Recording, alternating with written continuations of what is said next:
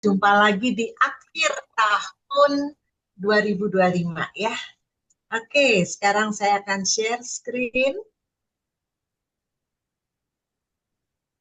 Iya.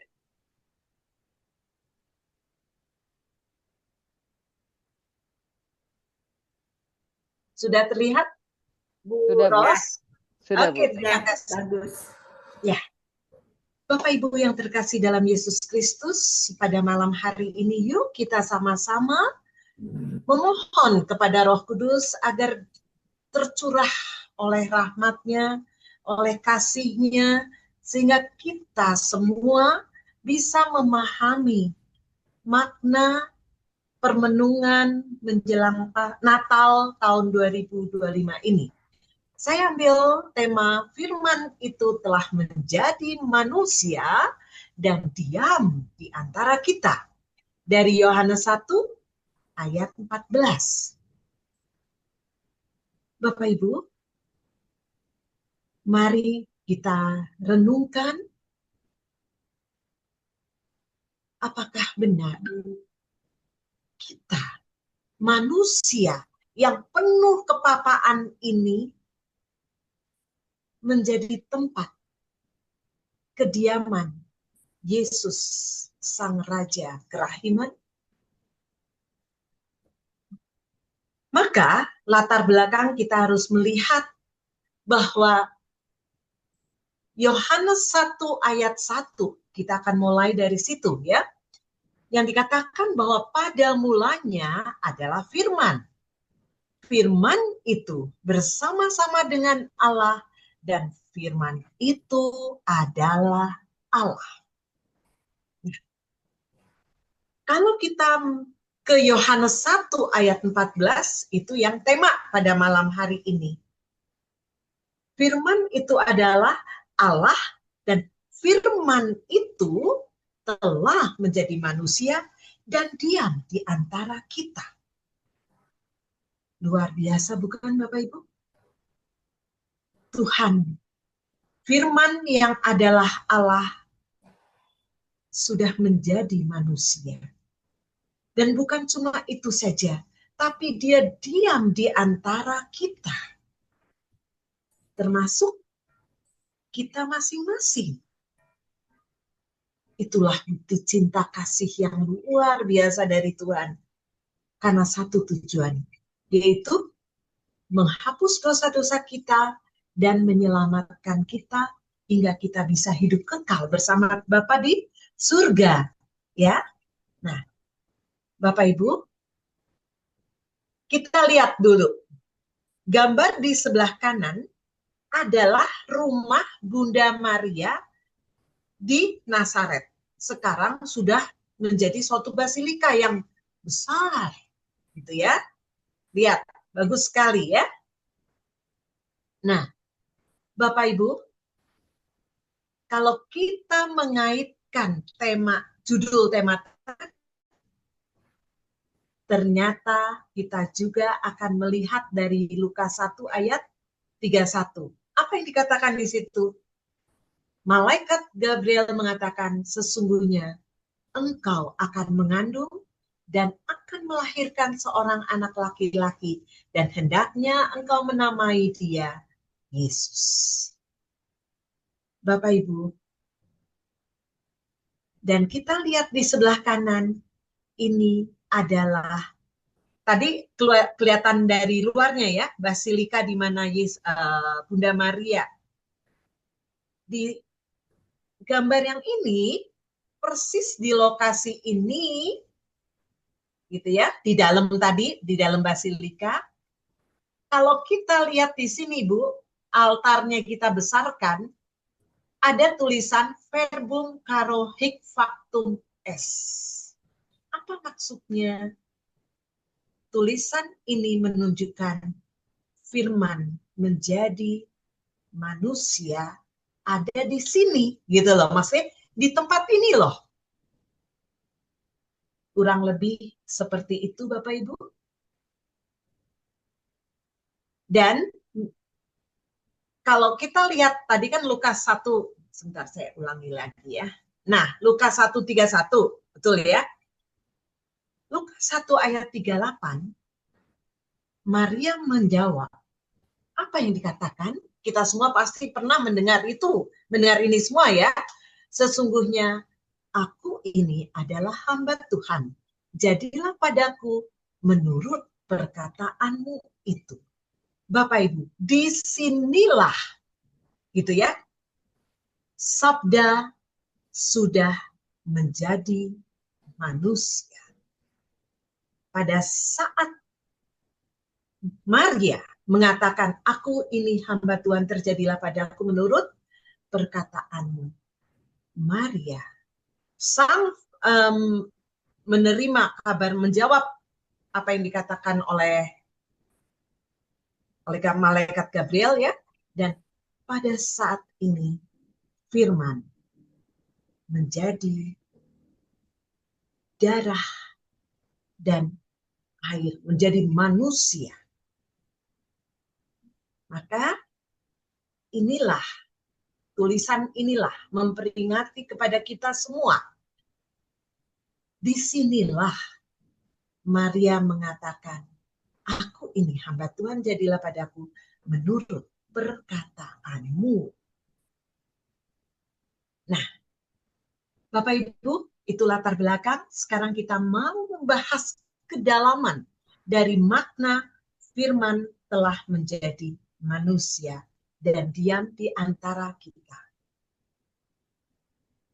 Maka kita lihat yuk bersama-sama BHF 785. Ini terjadi pada tanggal 29 November 36, di mana Bunda Allah telah mengajar aku di sini artinya Faustina, yaitu mengajarkan apa Bapak Ibu? Mengajarkan bagaimana mempersiapkan diri untuk pesta Natal. Sama, sekarang kita tanggal 8 Desember. Kita semua juga mempersiapkan. Sudah memasuki masa Advent. Mempersiapkan hati kita, mempersiapkan diri kita untuk menyambut pesta Natal. Pesta kelahiran Sang Juru Selamat di atas palungan. Lihat di gambar di sebelah kanan, ya kan?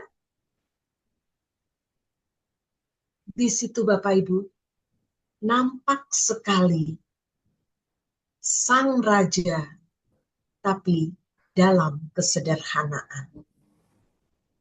Sang Penyelamat dunia turun untuk menyelamatkan kita, menghapus dosa, membawa kita kepada kehidupan kekal bersama Bapa. Mari kita lanjutkan apa yang dikatakan di dalam BHF 785. Menjadi patokan buat kita juga, menjadi teladan buat kita juga, mempersiapkan diri sesuai dengan apa yang diajarkan oleh Bunda Maria. Hari ini aku melihat dia tanpa bayi Yesus. Ia berkata kepadaku, putriku, upayakanlah sungguh-sungguh keheningan dan kerendahan hati, supaya Yesus yang terus-menerus tinggal di dalam hatimu dapat beristirahat. Sembahlah dia di dalam hatimu. Jangan meninggalkan hidup batin. Tinggallah bersama dia terus-menerus dalam ruang hatimu sendiri. Ia akan menjadi kekuatanmu. Berkomunikasilah dengan ciptaan-ciptaan hanya sejauh perlu dan sejauh dituntut oleh tugas-tugasmu. Engkau adalah tempat tinggal yang menyenangkan bagi Allah yang hidup. Dalam dirimu ia terus-menerus tinggal dengan penuh kasih dan sukacita. Bapak Ibu, saya mencoba mengawali dengan, selain tadi Injil ya, saya akan mengawali dengan buku BHF 785. Karena kita posisinya saat ini, Tuhan sudah lahir. Sang Firman sudah menjadi manusia, bukan? Gitu loh. Posisi saat ini, kita malam hari ini 8 Desember adalah posisi di mana Bunda Maria juga mengajarkan, selain kepada Faustina, mengajarkan kepada kita untuk mempersiapkan diri. Apa yang diminta? Yaitu apa? Keheningan dan kerendahan hati. Dua poin yang susah sekali, Bapak Ibu. Di dalam kitab suci, Yesus sendiri juga mengatakan, belajarlah daripadaku, karena aku lemah lembut dan rendah hati. Berkali-kali kita bisa membaca di dalam kitab suci. Kerendahan hati itu menjadi sesuatu yang mutlak harus kita miliki. Betul? Ya. Bapak Ibu, walaupun sulit, saya pribadi mengalami kesulitan untuk bisa rendah hati. Walaupun saya berusaha, karena kita semua pasti ya, mau mengikuti apa yang diajarkan Yesus, apa yang diajarkan Bunda Maria. Karena ajaran itu pasti membawa keselamatan. Karena itu adalah kebenaran. Tapi gak gampang untuk kita lakukan. Jadi, bagaimana Bapak Ibu? Kalau saya boleh sharing, mari kita sama-sama setiap hari minta. Minta dan minta. Minta apa? Minta kerendahan hati. Minta kepekaan supaya kita bisa mengikuti, mendengar suara Tuhan, suara kehendak Tuhan. Bapak Ibu, kita sadar di dalam hidup kita, si jahat selalu mengelilingi kita, selaksana mengaung-ngaung, menggoda kita, agar kita jatuh. Titik lemah kita adalah kerendahan hati. Karena kita manusia penuh kedagingan, maka dengan mudah kita sombong. Ya enggak? Egois. Congkaklah. Pokoknya hal-hal yang membuat kita jatuh. Nah, maka dari itu, Bapak Ibu, dalam masa Advent ini, mari. Bukan hanya masa Advent, tapi seterusnya. Mari kita setiap hari minta kepada Tuhan. Biar kita dibimbing menjadi orang yang mempunyai kerendahan hati dengan tulus. Caranya sering-seringlah hening. Berikan waktu bersama Tuhan. Nah, nanti pada malam hari ini saya akan mencoba menggali apakah aku sudah menjadi tempat untuk Tuhan tinggal dalam hati. Gitu ya. Sesuai dengan keinginan Tuhan Yesus, nanti kita baca di buku BHF ini. Bapak Ibu yang terkasih, lihat di sini, tinggallah bersama dia terus-menerus. Ya, terus-menerus. Bukan cuma seminggu sekali, bukan cuma mungkin sebulan sekali, atau mungkin kita hanya ke gereja setahun 2 kali. Tapi mari kita bersama-sama dia. Di dalam dia dan bersama dia terus-menerus. Maka Bunda Maria sudah mengajarkan kepada kita, karena ia akan menjadi kekuatan kita. Berkomunikasilah dengan ciptaan hanya sejauh perlu. Betul, kita makhluk sosial. Betul, kita perlu bekerja. Betul, kita melakukan segala kegiatan dalam keseharian kita. Tapi kita harus terus menyadari bahwa Tuhan ada. Mari kita bersama-sama bersama Tuhan dan di dalam Tuhan dalam menghadapi segala kegiatan kita. Ya. Bapak Ibu, di sini ditekankan ia terus-menerus tinggal dengan penuh kasih dan sukacita. Yesus mau tinggal, tetapi permasalahannya kita tutup hati kita enggak, kita tutup pintu kita enggak, sehingga enggak bisa masuk, gitu loh. Ia terus-menerus tinggal dalam penuh kasih dan sukacita. Bukankah kalau kita memahami, kita merenungkan kata-kata 785 ini, sungguh nyaman, sungguh damai, bukan? Karena Yesus terus-menerus tinggal dengan penuh kasih dan sukacita.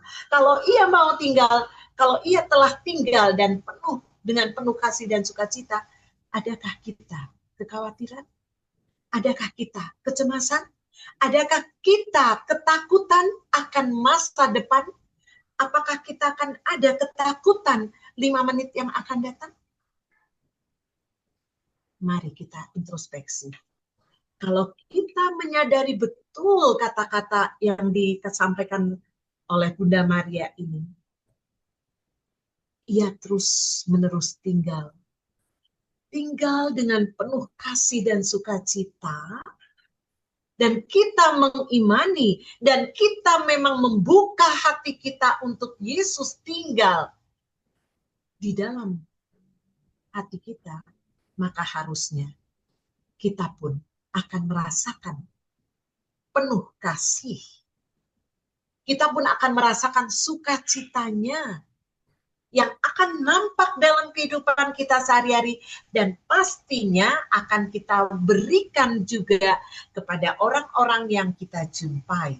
Suami, istri, anak, orang tua, saudara, tetangga.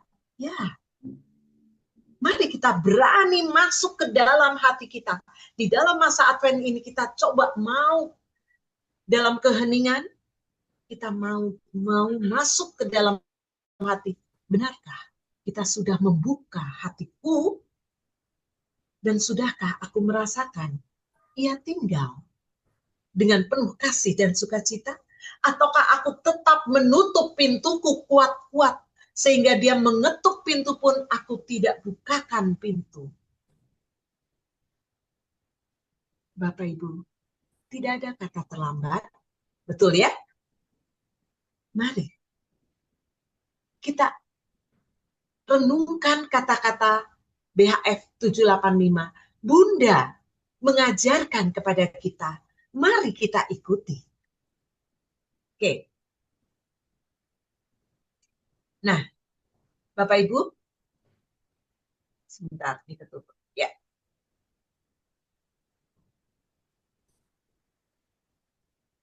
Tetapi kita lihat dilanjutkan 1442 ya, BHF 1442. Tetapi tidak lama kemudian, aku ditinggalkan sendirian bersama Yesus yang mengulurkan tangan mungilnya kepadaku. Dan aku tahu bahwa dia minta aku gendong. Ini secuplik ya Bapak Ibu, makanya saya kasih titik-titik. Yesus mendekapkan kepalanya ke hatiku, dan lewat tatapan matanya yang dalam-dalam, ia membuat aku tahu betapa senangnya ia berada di dekat hatiku. Kemudian Yesus menghilang, dan berbunyilah lonceng Komuni Kudus, jiwaku meluap dengan sukacita. Nah, kalau tadi adalah Bunda Maria mengajarkan kepada Faustina, dan juga berarti mengajarkan kepada kita, sekarang 1442 kita bisa membaca apa yang dialami Faustina. Kenapa Bapak Ibu? Coba kita renungkan, alangkah bahagianya kalau kita bisa merasakan ini. Faustina mendapat penampakan, ya. Tapi kalau kita mungkin tidak bisa seperti itu, tapi mari kita berdoa, memohon kepada Tuhan, agar kita merasakan juga dekapan kasih-Nya. Saya ilustrasikan di sini, kita sebagai anak-anaknya, gitu ya. Kita merasa nyaman, kita merasa damai jika kita ada di dalam pelukannya. Di dalam nomor 41442, Faustina melihat, gitu ya, mendapatkan suatu penglihatan bahwa Yesus bayi kecil, bayi Yesus yang mengulurkan tangan mungilnya, dan yang seolah-olah maksudnya Faustina tahu bahwa dia minta digendong. Pada saat digendong, Faustina merasakan Yesus kepalanya menender di dalam hatinya Faustina maksudnya, dan tatapan matanya begitu dalam sehingga membuat Faustina senang berada di dekat hatinya. Senang saat Yesus berada dekat dengan Faustina. Nah, Bapak Ibu, kalau gambar ini yang sebelah kiri, saya mau mencoba mengilustrasikan Tuhan cinta kepada Faustina. Tuhan juga cinta kepada kita semua, bukan Bapak Ibu? Yakin dan percayalah. Maka kita pun akan didekap dan dipeluk. Gitu. Ya. Rasakan kedamaiannya. Dengarkan detak jantungnya. Jadi, kalau begitu apa intinya? Intinya, biarkan hati kita, tempat Yesus tinggal dalam hati. Biarkan kita merasakan sukacita karena Dia tinggal dalam hatiku dan kita selalu dalam kasih-Nya. Merasakan kasih dan sukacitanya. Bisa dirasakan Bapak Ibu? Semoga masa-masa ini kita bisa lebih mempersiapkan hati dengan kerendahan hati dan keheningan untuk dapat merasakan semuanya.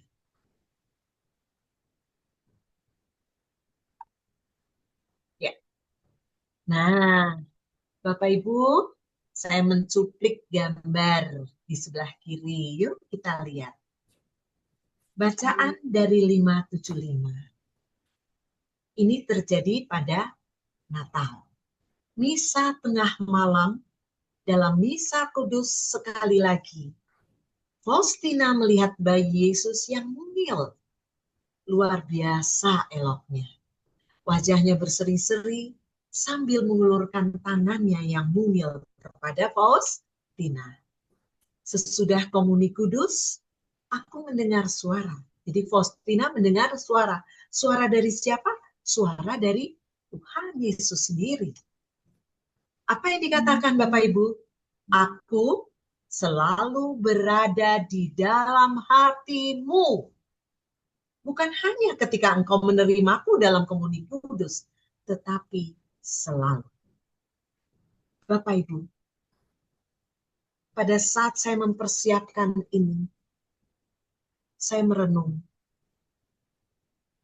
Kalau begitu, apa yang dikatakan Bunda Maria, bahwa dia terus-menerus ada di dalam hatimu, ya kan?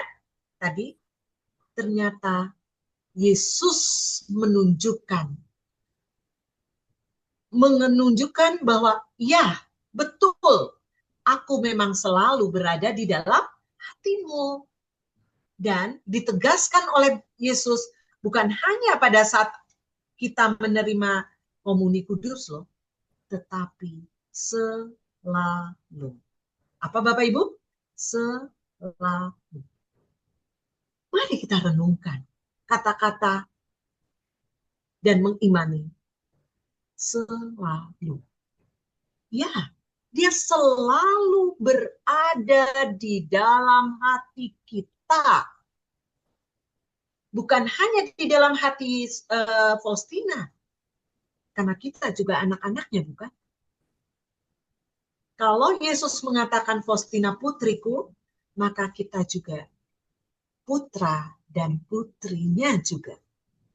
Maka kata-kata ini juga berlaku untuk kita. Imani, percaya, dia selalu berada dalam hati kita. Ya. Nah, aku menjalani hari-hari pesta ini dalam sukacita yang besar. Oke, Bapak Ibu, saya mau menegaskan, kalau seperti yang tadi ya, kalau memang kita imani Tuhan ada, selalu berada di dalam hatiku, buktinya apakah aku merasa damai? Terus kalau misalkan, waduh enggak loh, aku masih sedih, aku masih khawatir. Terus apa Bapak Ibu? Bagaimana? Apa yang terjadi kalau hal ini kita rasakan?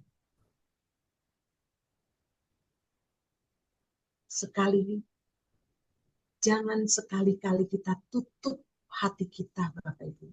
Jangan sekali-kali kita tidak mengimani bahwa Tuhan ada kok.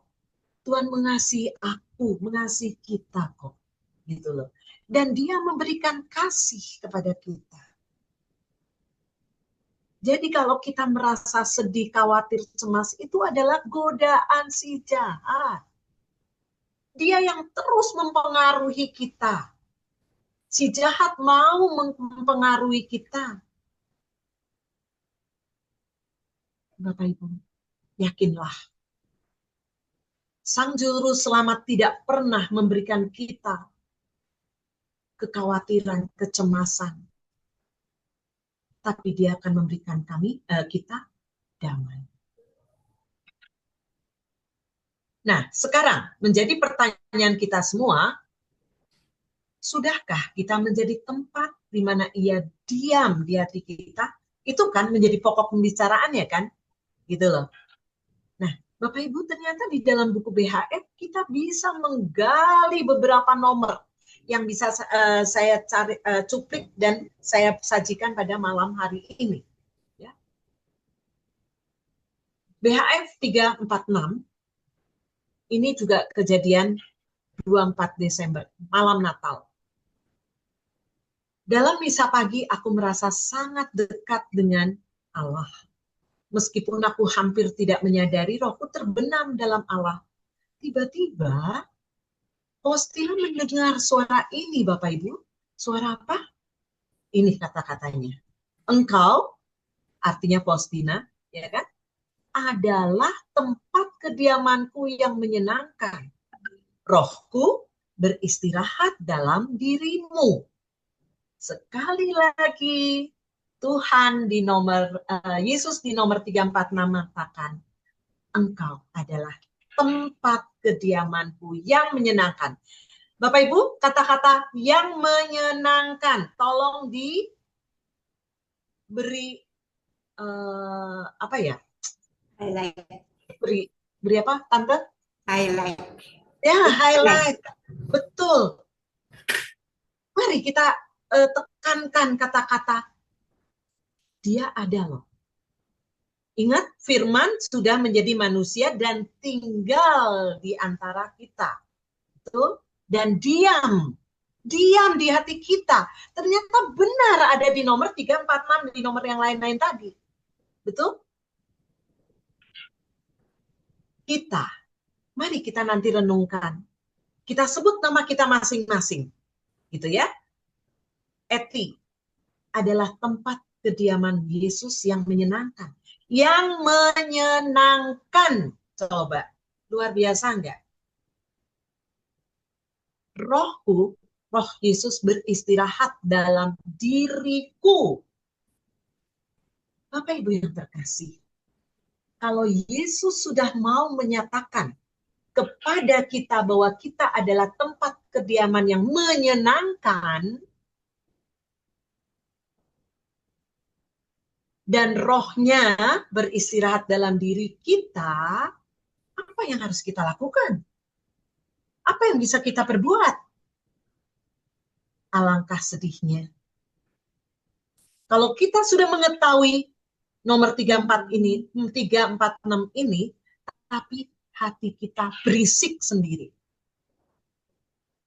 Sangat disayangkan kalau hati kita tutup keras-keras pakai gembok besi, sehingga dia tidak bisa beristirahat.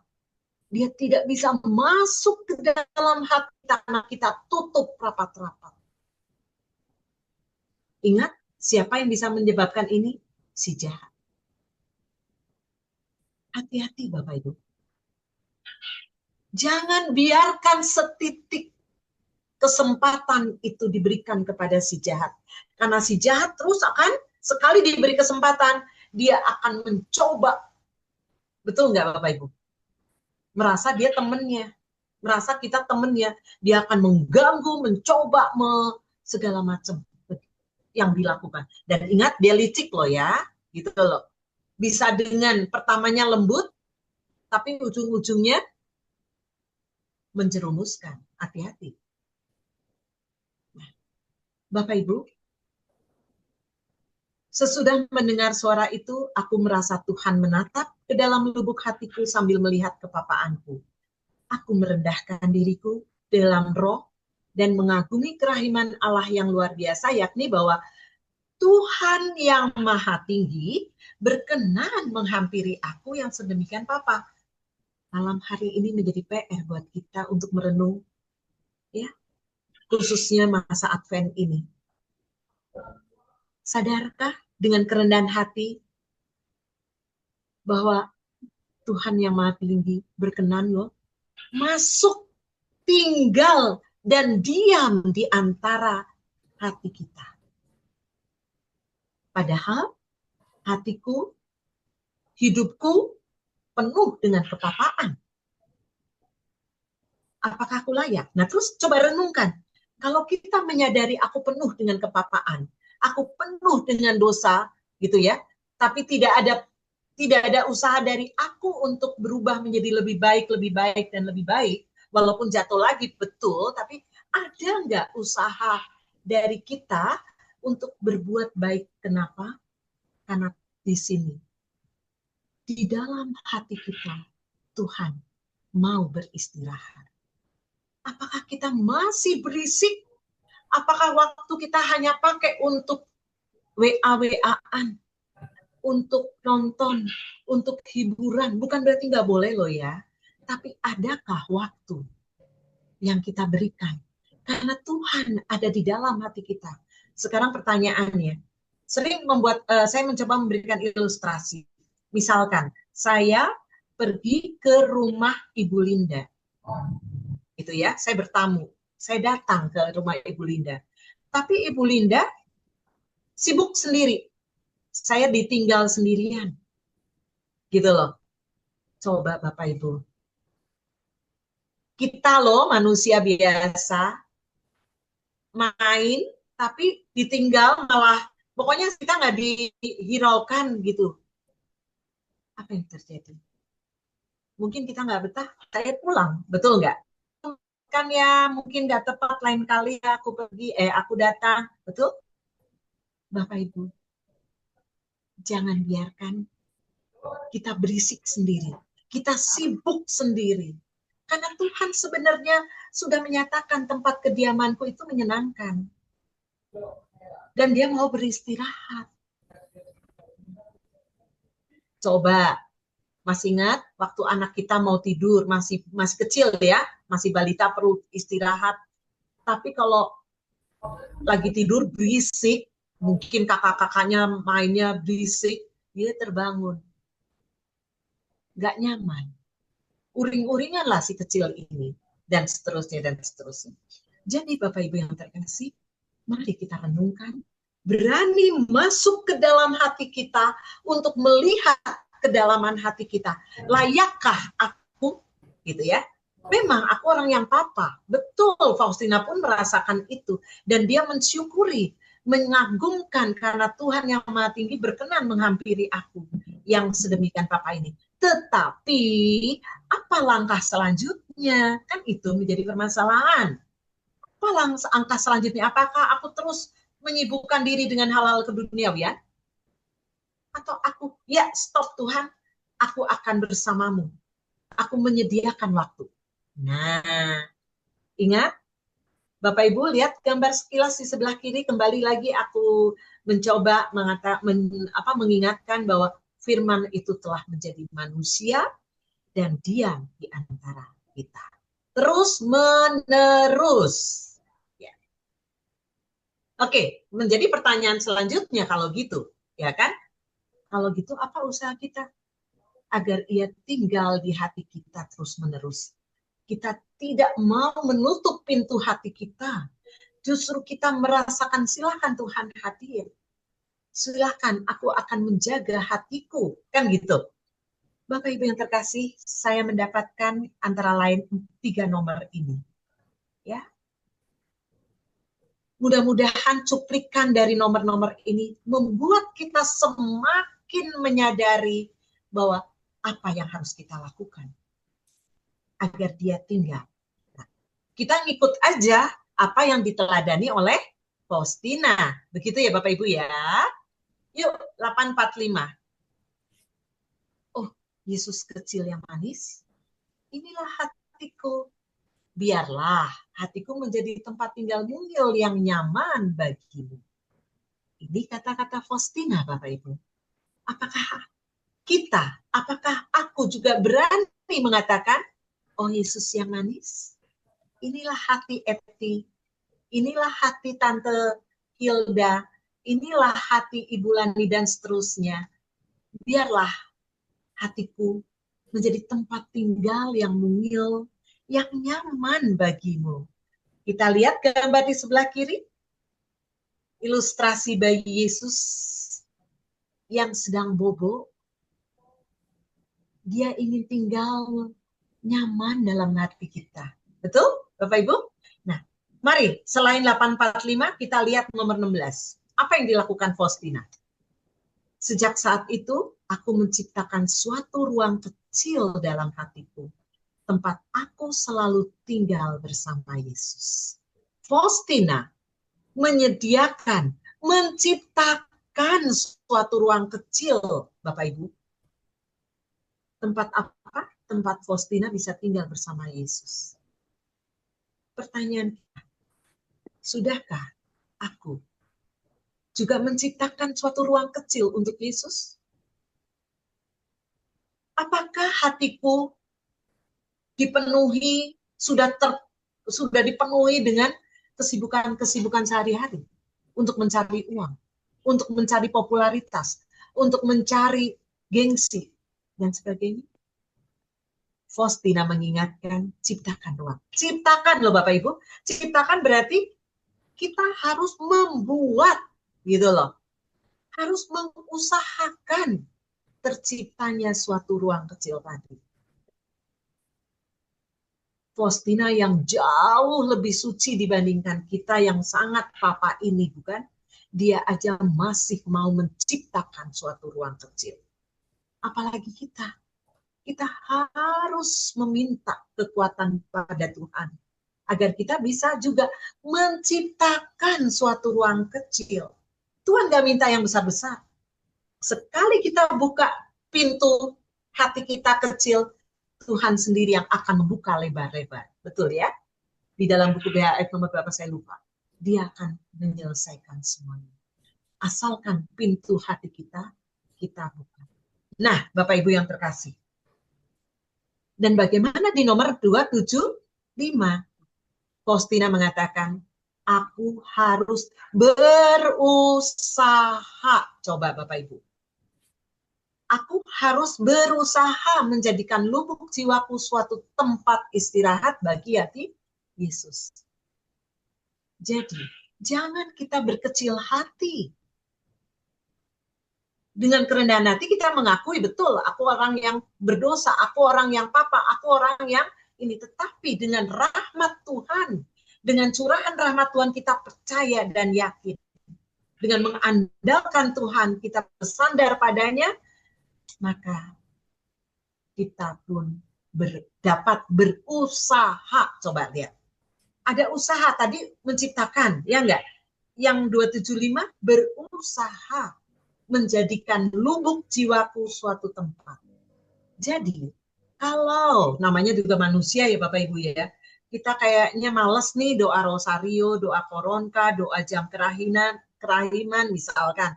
Atau untuk mewartakan apapun juga ada kemalasan dalam diri kita, si jahat berarti sedang mempengaruhi kita. Mari kita berusaha. Berusaha memohon kepada Tuhan untuk menjadikan lubuk jiwaku suatu tempat istirahat. Jangan biarkan keduniawian kita menjadi semakin hidup keduniawian kita, ya enggak? Sekarang kita lanjutkan. Nah, Bapak Ibu yang terkasih, ini sebagai permenungan, kita tahu bahwa Yesus lahir di palungan. Sangat-sangat sederhana. Kita tahu juga makna palungan adalah tempat makan. Tapi domba atau ternak, ya enggak? Kok Yesus Sang Raja mau lahir di palungan? Menjadi makanan. Betul ya Bapak Ibu ya? Ternyata peristiwa Natal sangat erat kaitannya dengan Paskah. Lihat gambar yang di kanan. Dikatakan oleh Santo Agustinus bersama bapak-bapak gereja lainnya, terkesan simbolis ini ketika ia menulis dibaringkan di palungan. Ia menjadi makanan kita. Dari Sermon 189 4 ya, 4. Dibaringkan di palungan, ia menjadi makanan. Makanan siapa? Makanan kita. Gitu. Nah, dari mana kita bisa mengerti, menyadari, memahami dari Yohanes 6 ayat 41.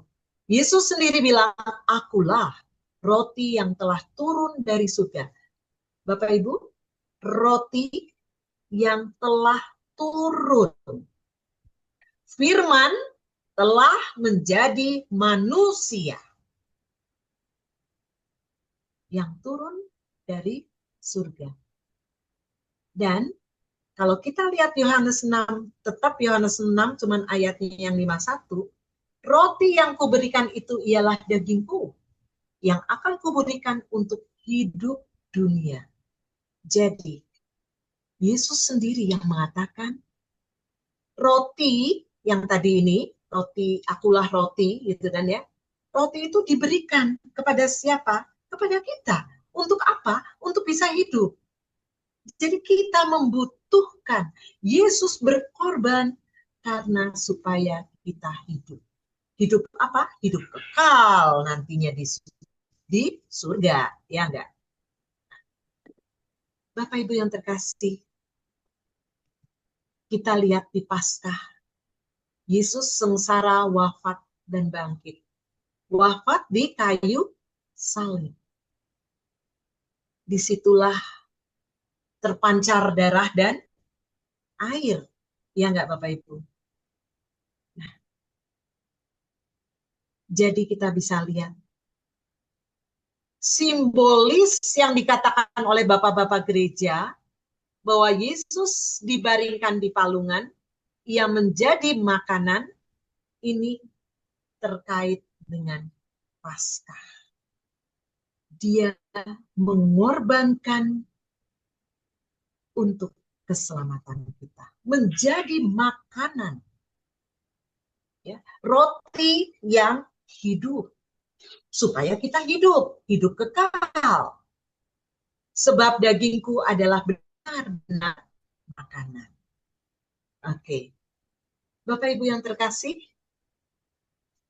dengan demikian Mudah-mudahan menjadi permenungan buat kita, menyadari selama masa Advent ini, Tuhan hadir.